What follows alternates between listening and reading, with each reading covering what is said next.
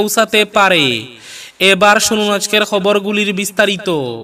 প্রথম খবর, শিলচরে ভয়ঙ্কর কাণ্ড। জানালার সিটকানি ভেঙে ঘুমন্ত যুবতীর গলা থেকে চেন নিয়ে গেল চোর। জানালার নিচে বিছানা, আর বিছানায় ঘুমিয়েছিলেন এক যুবতী। চোর সিটকানি ভেঙে ঘুমন্ত অবস্থায় যুবতীর গলা থেকে সোনার চেন নিয়ে চম্পট দিল। এ ঘটনাটি ঘটেছে মঙ্গলবার রাতে চেংকুরি রোড, নেতাজি পল্লীতে। শিলচর চেংকুরি রোড, নেতাজি পল্লীর বাসিন্দা সুস্মিতা সিনহা নামের এক যুবতী জানান, রাতে তিনি বিছানায় ঘুমিয়েছিলেন। চোর জানালার সিটকানি ভেঙে গ্রিলের ফাঁক দিয়ে তার গলা থেকে চেন নেওয়ার সময় ঘুম ভেঙে গেলে তিনি চিৎকার দেন।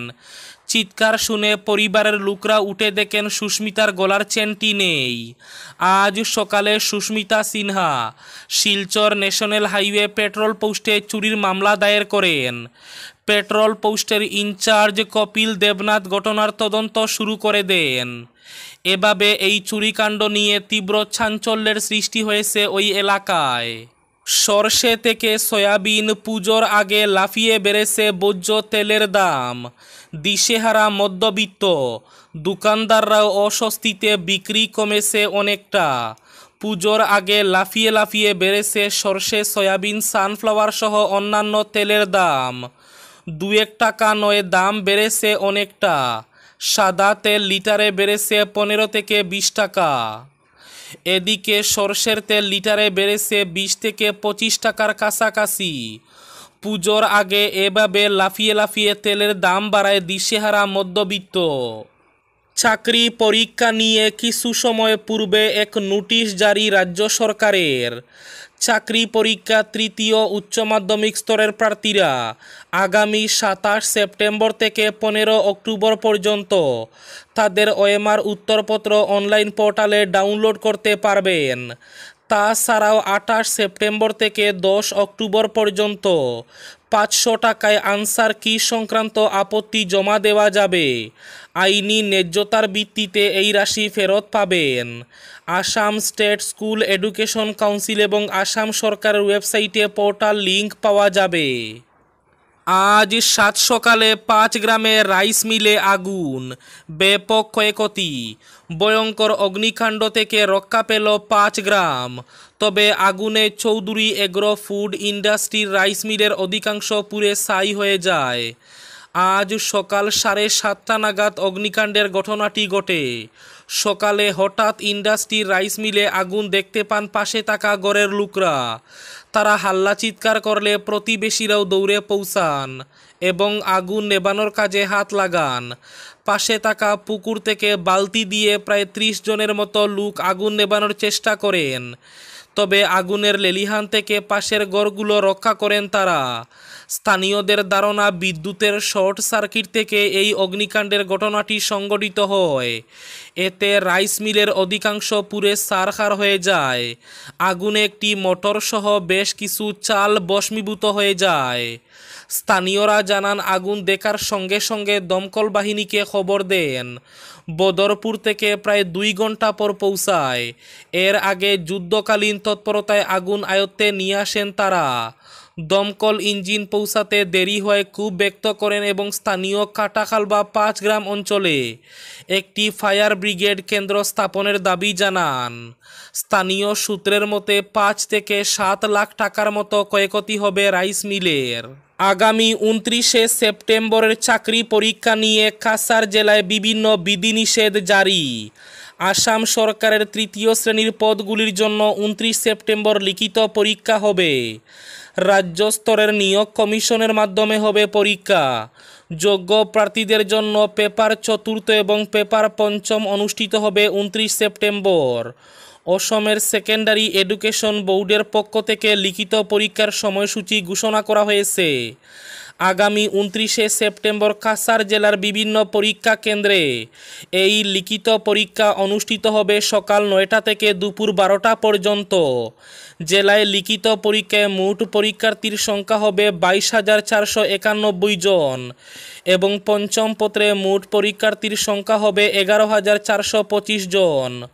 অসৎ উপায় অবলম্বন করার সব সম্ভাবনার কথা চিন্তা করে এবং পরীক্ষা কেন্দ্রে এবং এর আশেপাশে অবাধ, সুষ্ঠু ও স্বচ্ছ পরীক্ষা প্রক্রিয়াকে ব্যাহত, বাধা, বিরক্তি বা আঘাত বা বিপদ সৃষ্টি করতে না পারে, এজন্য কাছাড়ের জেলা ম্যাজিস্ট্রেট মৃদুল যাদব ভারতীয় নাগরিক সুরক্ষা সংহিতা 2023-এর 163 ধারার অধীনে কিছু বিধিনিষেধ আরোপ করে জানিয়েছেন, পরীক্ষা পরিচালনা এবং পর্যবেক্ষণের জন্য নিযুক্ত প্রার্থী, পরীক্ষক এবং কর্মকর্তা ব্যতীত প্রতিটি পরীক্ষা কেন্দ্রের 100 মিটার ব্যাসার্ধের মধ্যে লোক সমাগম নিষিদ্ধ করা হয়েছে।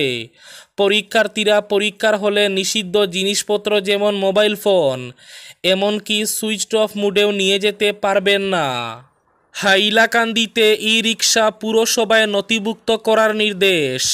হাইলাকান্দির পুরসভার চেয়ারম্যান এক বিজ্ঞপ্তিতে শহরে চলাচলকারী ই-রিকশা এবং ব্যাটারি চালিত বাহনের মালিকদেরকে তাদের ই-রিকশা এবং বাহন সংশ্লিষ্ট ওয়ার্ড কমিশনারের কাছে নথিভুক্ত করতে বলেছেন।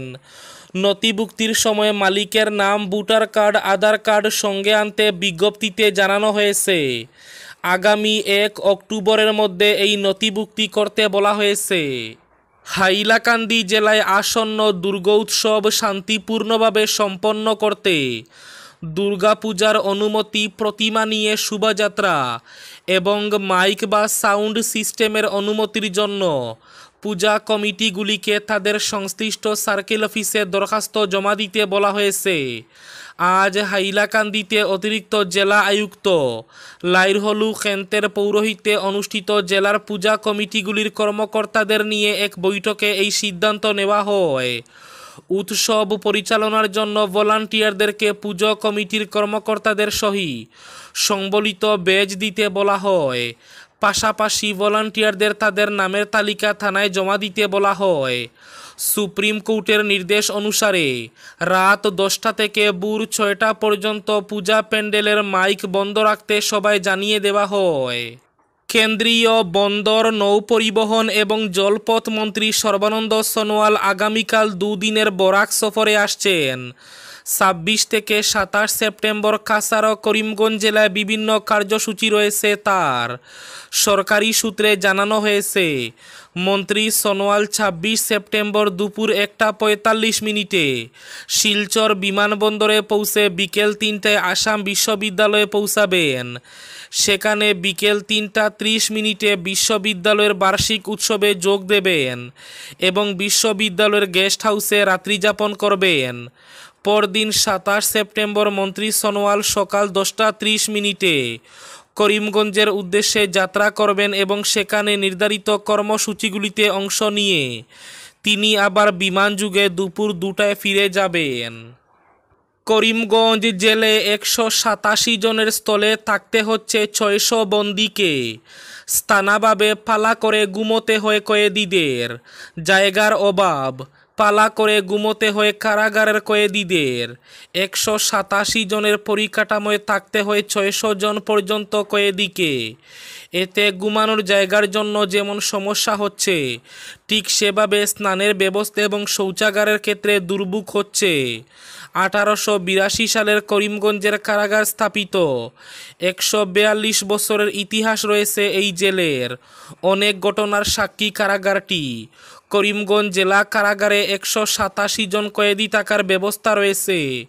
পুরুষ 175 জন, মহিলা 12 জন থাকার কথা থাকলেও মঙ্গলবার করিমগঞ্জ জেলা কারাগারে 552 জন পুরুষ এবং 44 জন মহিলা সহ 4টি শিশু রয়েছে। এবার শেষ খবরটি। করিমগঞ্জে আগামীকাল থেকে সদ্য নিয়োগপ্রাপ্ত শিক্ষকদের মেডিকেল ফিটনেস সার্টিফিকেট প্রদানের স্থান পরিবর্তন।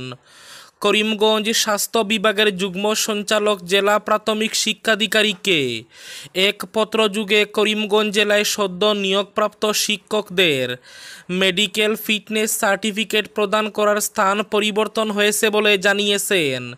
প্রতিকূল আবহাওয়া এবং কিছু টেকনিক্যাল সমস্যার কারণে মেডিকেলের ক্যাম্পের স্থান পরিবর্তন করা হয়েছে।